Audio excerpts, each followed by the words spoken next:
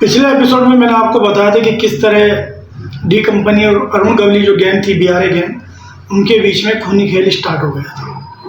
मुंबई के सभी वासी परेशान, पुलिस परेशान, लेकिन पुलिस ने भी अपने जो तेवर थे वो दिखाने स्टार्ट कर दिए थे और जो भी गैंगस्टर उनकी जद में आता था उसको वो एनकाउंटर कर दिया करते थे। ये पुलिस का दायित्व था कि वो मुंबई जैसे शहर में, मुंबई जो हमारे देश की आर्थिक राजधानी है, उसमें वो शांति और सुकून बहाल करें। तो इस कड़ी में ये हमारा 12वां एपिसोड है और इसको मैं उस स्टोरी को, मैं उस कहानी को आगे बढ़ाने जा रहा हूँ।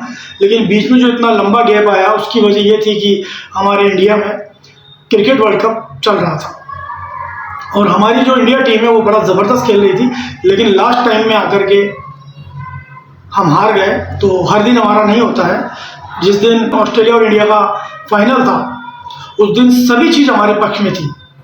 हमारा होम ग्राउंड था, हमारे लोगों के बीच ये फाइनल हो रहा था, हमारे देश में हो रहा था, हमारे लोग हमारे साथ थे, हमारे देश के लोग साथ थे, सबकी दुआएं हमारे साथ थी।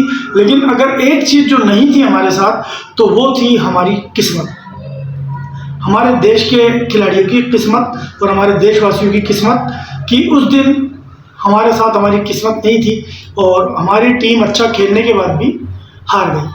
खैर 5 साल बाद फिर वर्ल्ड कप होगा, तब हम जीत लेंगे। बाकी मेरी तरफ से हमारी इंडियन टीम के लिए बहुत बहुत बधाई कि उन्होंने अच्छा खेल का प्रदर्शन किया और सभी ने एकजुट होकर के बता दिया कि हम इंडियन एक हैं, हमारे बीच कोई जात धर्म या कोई जातिवाद नहीं है। तो अब बात करते हैं हमारी वही क्राइम स्टोरी, डी कंपनी और बीआरए कंपनी के बारे में। आप सबको मैंने पिछले एपिसोड में बता दिया कि किस तरीके से बीआरए गैंग ने सतीश राजे, जो दाऊद इब्राहिम की जो डी कंपनी है उसका खास था और अकाउंटेंट था, उसकी हत्या कर दी थी। अब जब रमा नायक को डी कंपनी ने मारा और रमा नायक के जाने के बाद उन्होंने जो कंजूर गांव में मुंबई का है उसमें एक थे अशोक भाऊ जोशी जो गैंगस्टर थे, तो वो अरुण गवली के टच में थे और अरुण गवली को सपोर्ट करते थे। तो अरुण गवली ने और अशोक जोशी की मदद से सतीश राजे को मार गिराया। अब इधर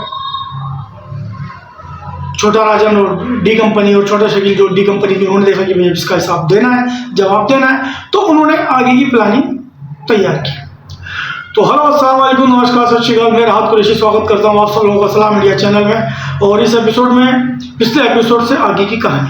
पिछले एपिसोड में मैंने आपको बताया था किस तरह से सतीश राजे को मार गिराया गया। डी कंपनी के अकाउंटेंट, एक स्तंभ जो आर्थिक मैनेजमेंट पूरा डी कंपनी का संभालते थे, उनको बीआरए कंपनी ने अशोक जोशी की मदद से मार दिया। अब डी कंपनी इस फिराक में लग गया कि भाई बीआरए कंपनी को भी झटका दिया जाए।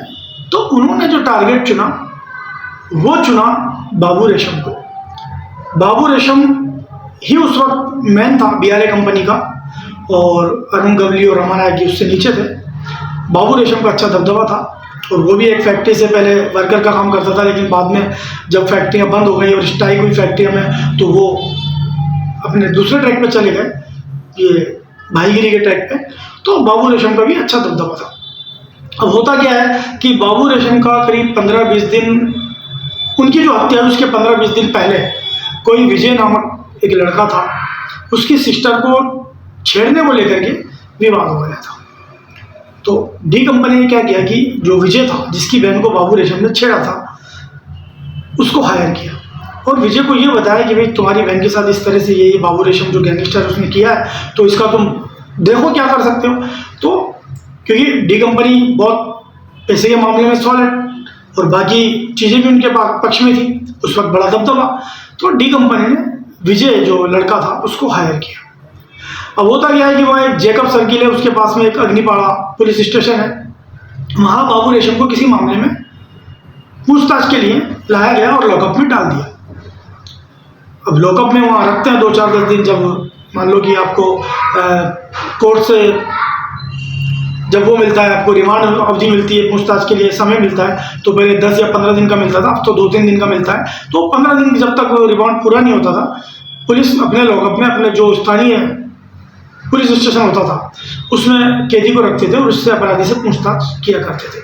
तो बाबू रेशम को भी किसी मामले में उठा के लाया गया और जेकब सर्किल के पास में जो अग्निपाड़ा है वहाँ पुलिस स्टेशन में उसको रखा गया और उससे पूछताछ स्टार्ट की गई।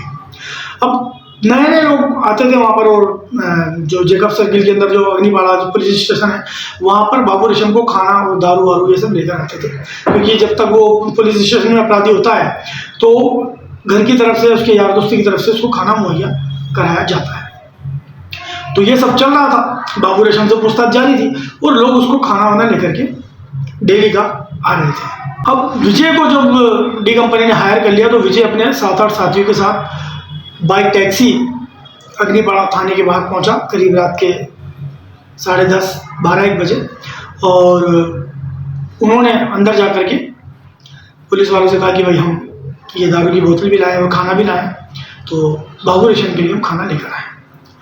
पुलिस वालों की जो फॉर्मेलिटी होती है थाने में, वो खाने को पहले टेस्ट कराया जाता है। उन्होंने टेस्ट किया खा करके और उसके बाद उनको कहा कि भाई जाओ तुम बाबू रेशम को खाना दे दो। जब वो बाबू रेशम के जो लॉकअप था उसकी तरफ बढ़े, जब बाबू रेशम ने विजय को देखा तो बाबू रेशम समझ गया कि विजय यहाँ है तो मतलब कुछ गड़बड़ है, और उसने विजय को देखकर ये कहा कि महाराष्ट्रीयन भाषा में कि तुम जो करने आए वो मत करो, मैं बाहर आके तुमसे जो भी मांडवाली है समझौता है वो कर लूँगा। लेकिन विजय नहीं माना और विजय ने निकाल के अपनी जो पिस्टल थी वो निकाल के दनादन बाबू रेशम पे लॉकअप में 3 गोलियां दाग दी। और उसके बाद जो पास में जिस पुलिस वाले के पास वो लॉकअप की चाबी थी ताले की, उस चाबी को उससे छीन कर ताला खोल कर और जो लोहे की रॉड होती है उससे करीब 17-18 वार बाबू रेशम के सर पे किए। और जब वो बिल्कुल मर गया तो उसको चेक किया कि ये जिंदा है या मर गया, और जब उसको संतुष्टि हो गई कि ये मर चुका है उसके बाद वो अपने 6-7 साथी जिनके साथ आए थे वहां से निकले और वहां से भाग गए। तो इस तरह से लॉकअप में बाबू रेशम का मर्डर हो गया। और उसी वक्त कोई एडिशनल एसपी उसका पदभार संभाला था, तो उन्होंने ये रात को अनाउंस किया था कि अब मैं आ गया हूँ, अब जितने भी जो मुंबई के गैंगस्टर हैं वो सब या तो मुंबई छोड़ दें या अपराध छोड़ दें, क्योंकि मैं यहाँ पर किसी भी अपराधी को पनपने नहीं दूंगा। ये उन्होंने बोला और मीडिया ने अगली मॉर्निंग नेक्स्ट डे ये पूरा अखबारों में छापा, क्योंकि ये मर्डर जो रात के 12-1 बजे के आसपास हुआ था तो उस वक्त 12-1 बजे तक पेपर छप जाया करते थे।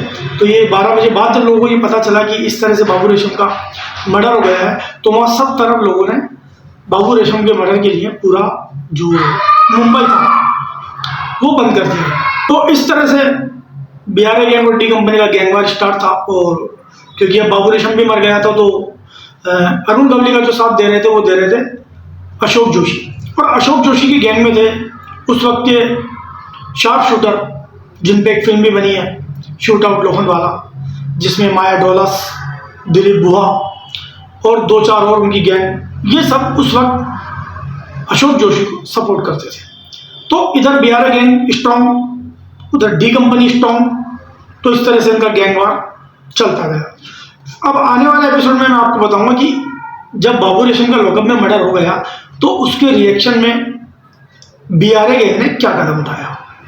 तो आने वाले एपिसोड में उस क्राइम स्टोरी पे बात करेंगे कि फिर बिहार गैंग ने क्या किया।